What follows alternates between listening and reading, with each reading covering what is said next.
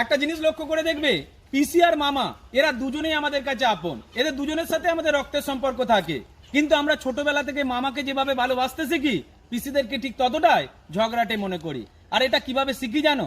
দেখবে আমাদের সমাজে প্রতিটা ছেলে বিয়ের পরে বোন কিংবা দিদিদের সঙ্গে সম্পর্কটা নষ্ট করে ফেলে।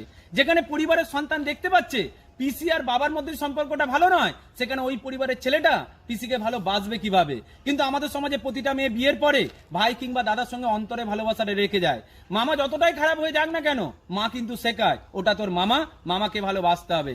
এই জন্য আমরা ছোটবেলা থেকে মামাকে ভালোবাসতে শিখলেও পিসিদেরকে ঠিক ঝগড়াটে মনে করি। দেখবো আমাদের সমাজে অনেক মামা আছে যারা মায়ের লাখো টাকার সম্পত্তি আত্মসাৎ করে ফেলার পরেও মা কিন্তু বলছে মামাকে ভালোবাসতে হবে। কিন্তু আমাদের সমাজে অনেক পিসি আছে যারা স্বেচ্ছায় নিজের বাপের বাড়ি ভাগের সম্পত্তিটা দাদা কিংবা ভাইপোর নামে লিখে দিয়েছে, তারপরেও কিন্তু বাপের বাড়ির লোক ঠিক ওই পিসিটাকে গালাগাল দেবে। সুতরাং এই পৃথিবীর বুকে তোমার যদি নাম পিসি হয়ে থাকে, তুমি যদি বাপের বাড়ি ছেড়ে শ্বশুর বাড়িতে চলে আসো, তাহলে বাপের বাড়িতে তুমি যতটাই কিছু করো না কেন, তোমাকে কিন্তু গালাগাল শুনতেই হবে। কারণ মেয়েরা বাপের বাড়ি ছেড়ে চলে আসার পরে বাপের বাড়ির মানুষ মেয়েদেরকে ভুলে যেতে পারে, এটাই সত্যি। ভালো থাকবেন প্রত্যেকে।